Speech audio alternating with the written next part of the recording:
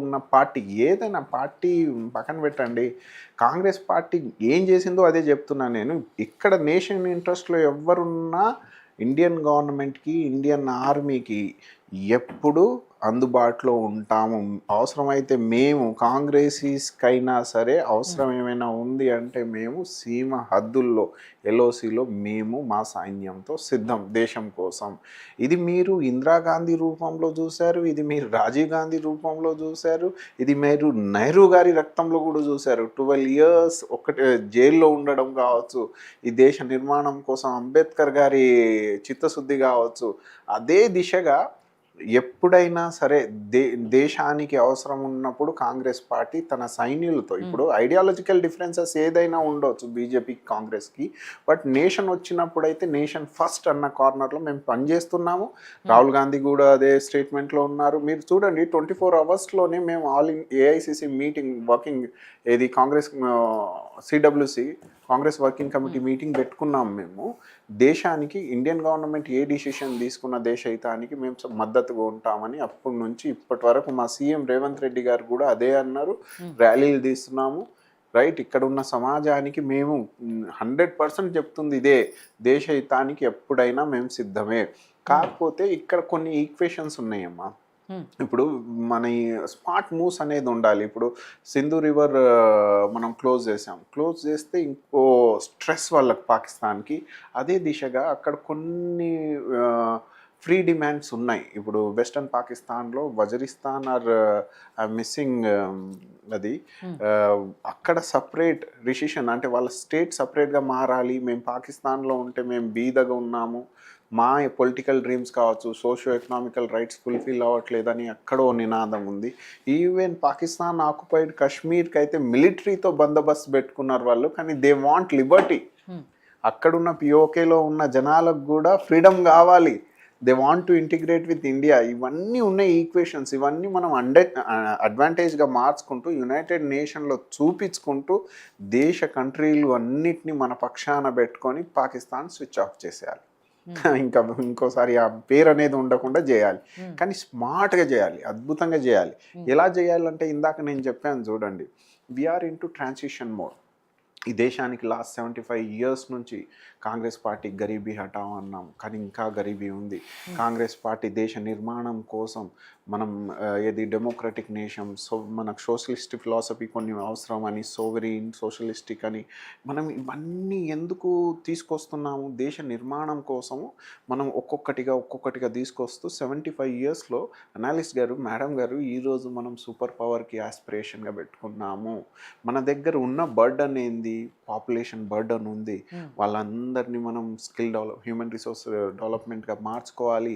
ఎందుకు మార్చుకోవాలి? ఇట్లా ఐ థింక్ వెరీ సారీ, అంటే this is not right time to ఒకరి మీద ఒకరు మనం విమర్శలు చేసుకోవడానికి సమయం కాదు. కానీ నేనేమంటున్నా అంటే ఇట్లా వీళ్ళు సన్నాయి నొక్కులు నొక్కుంటేనే టెర్రరిజం మీద వీళ్ళ యొక్క వీక్ మైండ్ సెట్ కారణంగానే ఈరోజు దేశం యొక్క పరిస్థితి ఈ రకంగా తయారైంది. నేను అనడం కాదు, ఈరోజు మన దేశానికి ఆర్థిక శాఖ మంత్రిగా ఉన్నటువంటి Nirmala Sitharaman, Congress approach towards terrorism week and soft all these 70 years అని చెప్పేసి ఆమె చెప్తుంది.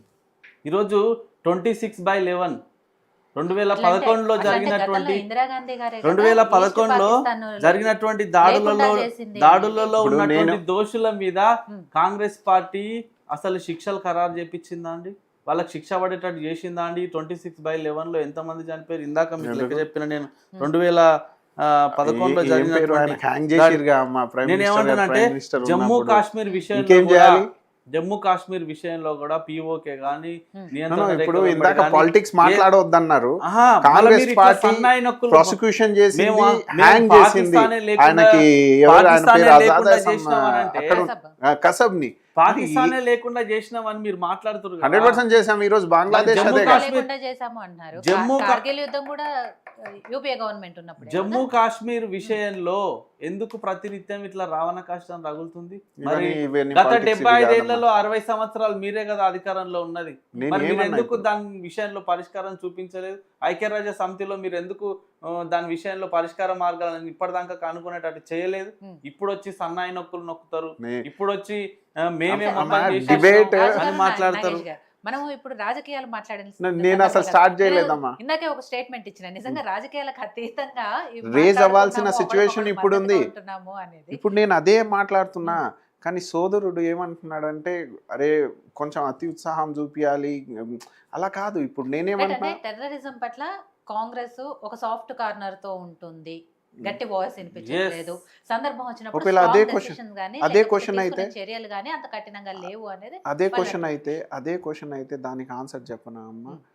ఈ రోజు ఈ ఇండియాలో ఈవెన్ క్రికెట్ కావచ్చు, బయలేటరల్ ట్రేడ్ కావచ్చు, సింధు రివర్ కావచ్చు, ఇంకా పంచనాడ్ అని పంజాబ్ 5 రివర్స్ కావచ్చు, సత్లేజ్, రావి, బియాస్, ఇవన్నీ ఆఫ్ చేసి పెట్టిందే కాంగ్రెస్ గవర్నమెంట్ అప్పుడు మన్మోహన్ సింగ్ గారు ఉన్నప్పుడు.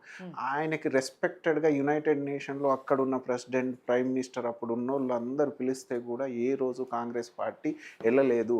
కానీ ఇక్కడున్న, నేను పాలిటిక్స్ చేయట్లేదు, ప్రైమ్ మినిస్టర్ గారే వెళ్ళి సడన్ సర్ప్రైజ్ ఇచ్చి వచ్చారు మొన్న వాళ్ళకి. అంటే నేనేమంటున్నా, దేశ హితానికి వస్తే కాంగ్రెస్ పార్టీ చాలా సీరియస్ అమ్మా. ఇక్కడ ఇందిరాగాంధీ గారు కథం పట్టించింది పాకిస్తాన్ని. ఇప్పటికీ నేను బీయింగ్ ఏ కాంగ్రెస్ నేనేమంటున్నాను అంటే, పాకిస్తాన్ లేదా ఇప్పుడు లేదన్నా, పాకిస్తాన్ అంటేనే 2 నేషన్ థియరీ వాళ్ళు చేశారంటే మరి ఇప్పుడు పాకిస్తాన్ ఉందా లేదా మీరు చెప్పండి అన్న, మీకేమంది? అరే ఇప్పుడు 2 nation theory, Pakistan theory, analyst గారు మీరు చెప్పండి. 1932 నుంచి లేకుండా చేస్తే ఇప్పుడు పాకిస్తాన్ ఉందా లేదా? పాకిస్తాన్ అనేది కాన్సెప్ట్ ఫెయిల్ అయిపోయింది. అప్పుడున్న మౌలానా అబ్దుల్ కలాం ఆజాద్ నుంచి నెహ్రూ గారు, మహాత్మా గాంధీ గారు, ఈవెన్ వినోబా భావే నెహ్రూ గారు ఇదే చెప్పారు, మీరు దేశ విభజన చేస్తున్నారు చూడండి, ఓ రిలీజియన్ ని బేస్ చేసుకొని, ఇది ఎట్టకేలకు మంచిది కాదని అప్పటి నుంచి వాళ్ళు అగైనెస్టే. ఆపరేషన్ సింధూర్ మీద మన తెలంగాణ రాష్ట్రంలో కొంతమంది విమర్శలు చేస్తున్నారు. ఎవరైతే మాట్లాడుతున్నారో వాళ్ళ మీద మీరు తక్షణం చర్యలు తీసుకోండి.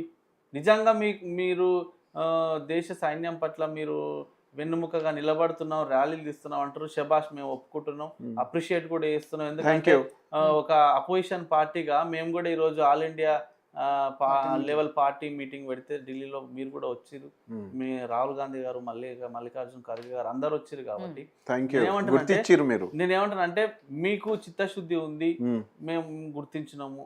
మరి ఇట్లాంటి మాటలు మాట్లాడే వాళ్ళని వదిలిపెడతారా మరి చెప్పండి? ఇప్పుడు మన యొక్క దేశానికి సంబంధించినటువంటి సార్వభౌమత్వానికి సంబంధించినటువంటి విషయం కదా ఇది. మరి ఇలాంటి వాళ్ళని వదిలిపెడతారా? మీకు ఆధారం ఒకసారి ఇప్పుడు తన అనేది ఏంటంటే సిపిఐ ప్రొఫెసర్ గారి గురించి చెప్పారు. ప్రొఫెసర్ గారికి సస్పెన్షన్ ఆర్డర్స్ వచ్చేసాయి. అది కాదు మేడం, మీరు చదవండి, నాకంటే చదువు రాదు, ఒకసారి చదవండి. ఈమె పేరు ఏందో చూడండి, ఆమె పెట్టిన పోస్ట్ ఏందో. అదే ఇందాక మీరు చెప్పండి దాని మీద. అదే నేనే చెప్పిన, నగేష్ గారు కూడా కదా, యూనివర్సిటీ సింధూరం అంటే రక్త సింధూరం. ఇంకోటి మీరు గ్రహించాలి అనాలిస్ట్ గారు, రాజన్న, సింధూరం అంటే డెమోక్రటిక్ కంట్రీ. మన సంవిధానం ఏమంటారు, ఫ్రీడమ్ ఆఫ్ స్పీచ్, ఏదైనా అమెరికాలో మాట్లాడతారమ్మా. సెన్సిటివ్ ఇష్యూ మీద ఏదైనా సమర్థించట్లేదు, సస్పెండ్ ఇండియాలో ఉంది. ఉన్నోళ్ళు ఎవరైతే మాట్లాడుతున్నారో అది సిపిఐ కావచ్చు, ఎవరైనా ఎనీ పార్టీ, కానీ ఇక్కడ సంవిధానం వాళ్ళకి హక్కు ఇచ్చింది, వాళ్ళందరినీ జైలుకి పంపిమని అంటున్నారు. అయితే అసలు ఎంత ఇది బ్లైండ్. దేశానికి వ్యతిరేకంగా ఇలాంటి సందర్భాల్లో ఒక స్టేట్మెంట్ అసలు ఎవరు మాట్లాడొద్దు. ఇప్పుడు ఈ దేశంలో ఎంత పవర్స్, మాక్సిమం పవర్స్ మీ దగ్గర ఉన్నాయి, మినిమం పవర్స్ స్టేట్ సబ్జెక్ట్స్ వీళ్ళ దగ్గర ఉన్నాయి. మీరు బిహైండ్ ద బార్స్ చేయండి, నేనే చేయాలి అన్న కోణంలో కాకుండా సస్పెన్షన్ అయితే చేశాము. దేశానికి వ్యతిరేకంగా మాట్లాడినప్పుడు అది కేంద్రం అయితే ఏంటి, రాష్ట్రం అయితే ఏముంది, చర్యలు తీసుకోవాలి కదా. తీసుకున్నాంగా. She got suspended from the duty. ఇప్పుడు ఏం చేయమంటున్నారు, రాజు నేత అన్న గారు ఆమె జైల్లో పెట్టమంటున్నా. అరే పెట్టాలబ్బా, మరి దేశానికి సంబంధించినటువంటి సార్వభౌమత్వానికి సంబంధించినటువంటి విషయంలో, దేశ పరువుకు సంబంధించిన విషయంలో, దేశ గౌరవానికి సంబంధించిన విషయంలో, దేశ ప్రతిష్టకు సంబంధించిన విషయంలో భంగం కలిగితే మీరు చర్యలు తీసుకోరా? 100% తీసుకోవాల్సినటువంటి అవసరం లేదా? తీసుకున్నాము, సస్పెండ్ అయింది. Gravity of the law is వాళ్ళకు డెఫినెట్ గా సస్పెన్షన్ అయింది. సస్పెన్షన్ అంటే she no more continue in the official position. ఇక్కడ సరే పాలిటిక్స్ మాట్లాడొద్దు కాబట్టి నేను ఎక్కువ మాట్లాడను, బట్ ఒక చిన్న విషయం అయితే గుర్తు చేస్తున్నాను. మీ ప్రభుత్వానికి వ్యతిరేకంగా కొన్ని యూట్యూబ్ ఛానల్స్ ప్రసారం చేసే వార్తలు అనే వాళ్ళ మీద కేసులే పెట్టిరు కదా ఎవరమ్మా? కాంగ్రెస్ ప్రభుత్వం. ఇప్పుడు అమ్మా ఒకటి మీకు క్లారిటీ ప్రభుత్వానికి ఇంకో వ్యతిరేకంగా వీడియో మాట్లాడినప్పుడు కేసులు పెట్టినప్పుడు నాకు ఇప్పుడు నేను దేశానికి మేడం వ్యతిరేకంగా నేను ఈ లైవ్ మాట్లాడే డిబేట్ లో వాళ్ళ మీద కూర్చున్నప్పుడే కేసులు నాకు ఎందుకు స్క్రీన్ పెట్టారు? షాట్లు తీసి తప్పు. పంపిస్తున్నారు ఈ madam. Government Congress madam, government ఎక్కడ పెట్టలేదమ్మా. మొన్న మేడం, యూట్యూబ్ గవర్నమెంట్ కి జంగయ్య గారు మీరే చెప్పాలి. మేడం కాంగ్రెస్ కి మొన్న అగెనెస్ట్ యూట్యూబ్ ఛానల్స్ కాకపోవచ్చు. సంబంధించి అది మన కూడా reasons లేడీస్ చెప్పండి. వాళ్ళు తప్పు చేసినా, ఒప్పు బట్టలు చేసినా, కూడా తప్పుడు తీసి వార్తలు కొడతామన్నారు, ప్రసారం ఇంకా చేసినా అనే విషయం కేసు తర్వాత ఫైల్ బట్ కేసు అయితే ఫైల్ కేసులు ఫైల్ అయినాయి. కేసు అయితే లేదు ఫైల్ అయింది. తప్పుడు ఇప్పుడు డిఫేమ్ చేయడానికి ఇక్కడ ఉన్న గవర్నమెంట్ ని డీస్టెబిలైజ్ ఇక్కడ చేయడానికి కూడా దేశాన్ని గవ- డిఫేమ్ గవర్న- చేస్తున్నారు అంటే కదా, ఇప్పుడు ఆ స్టేట్మెంట్ దేశాన్ని డిఫేమ్ చేస్తున్నారు, సస్పెండ్ దేశానికి చేశాం వ్యతిరేకంగా కదమ్మా. మాట్లాడుతున్నారనే కదా. సస్పెండ్ ఇదిగో, చేసాం అమ్మా. ఇప్పుడు నేను ఏమంటున్నా అంటే మనం ఈ డిబేట్ లో కూర్చున్న క్రమంలో కూడా అన్న ఇది కూడా మాట్లాడని నాకు స్క్రీన్ షాట్లు పంపిస్తున్నారు. నేను ఏమంటున్నా అంటే ఒకరికి మనం అవకాశం ఇచ్చినప్పుడు వాళ్ళ మీద మనం చర్యలు తీసుకోకపోతే చాలా మంది అలాంటి తయారవుతారు. వాళ్ళ ఫేమస్ కావడం కోసమో లేకపోతే ఈ సందర్భంలో వ్యతిరేకంగా మాట్లాడితే మాకు రేటింగ్ పెరుగుతుందనో లేదా చాలా నారాయణ గారు మంది లాంటి వాళ్ళు తమ ఉనికి చాటుకోవడానికి ప్రయత్నాలు ఇగో మా- వీడి- నాదో పాలిటిక్స్ గురించి ఎక్కువ debate Politics చేయొద్దు. కాదు. దేశం కోసం నిలబడదాం కాబట్టి దాని గురించి మాట్లాడదాం. జంగయ్య గారు ఫైనల్ గా మీరు ఏం చెప్పదలుచుకున్నారు? సరే, ఆపరేషన్ సింధూర్ అయితే కంటిన్యూ అవుతుంది. ఇలాంటి చర్యలకు పాల్పడితే డెఫినెట్ గా ప్రతీకారం తీర్చుకుంటామని కూడా రాజ్నాథ్ సింగ్ గారు చెప్పారు. పాకిస్తాన్ దిగొచ్చే వరకు, బుద్ధి చెప్పే వరకు కూడా ఈ ఆపరేషన్ సింధూర్ నడుస్తూనే ఉంటది అని చెప్తున్నారు. బట్ ఇటువైపు కూడా కొంత ప్రాణ నష్టం జరుగుతుంది. ఒకవేళ యుద్ధమే జరిగితే అటు ఎక్కువ లాస్ ఉన్నప్పటికీ ఇటు తక్కువ లాస్ ఉన్నప్పటికీ నష్టం అయితే జరుగుతుంది. అప్రమత్తంగా ఉండాల్సిన అవసరం కూడా ఉంది కాబట్టి ఆ దిశగా ఏం చెప్పదలుచుకున్నారు? వాస్తవానికి ఇప్పుడు మన బీజేపీ వాళ్ళు చెప్పినా కానీ, నాయక్ గారు చెప్పినా, రాజు గారు చెప్పినా కానీ, ఏది చెప్పినా దేశం గురించి ప్రతి ఒక్క పౌరుడు బాధ్యతాయుతంగా ప్రవర్తించాల్సిన అంశం మనం చూడొచ్చు.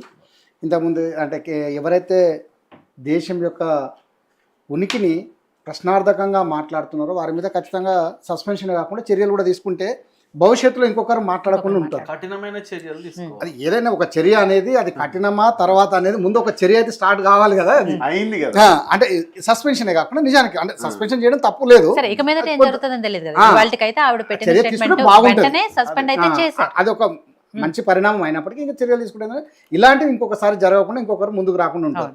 ఎందుకంటే మీరు అన్నట్టు జర్నలిస్టుల మీద కానీ ఏదైనా ఉన్నా ప్రభుత్వం ఏంటంటే ఏదైనా వ్యతిరేకంగా మాట్లాడితే ఖచ్చితంగా ఇది రాష్ట్ర గురించి కానీ లేకపోతే ఒక పార్టీ గురించి జరిగిన అంశం అన్నట్టు కొన్ని చర్యలు తీసుకున్నా అది తీసుకున్నప్పుడు ఇది ఎందుకు తీసుకోరు అనేది ఒకటి.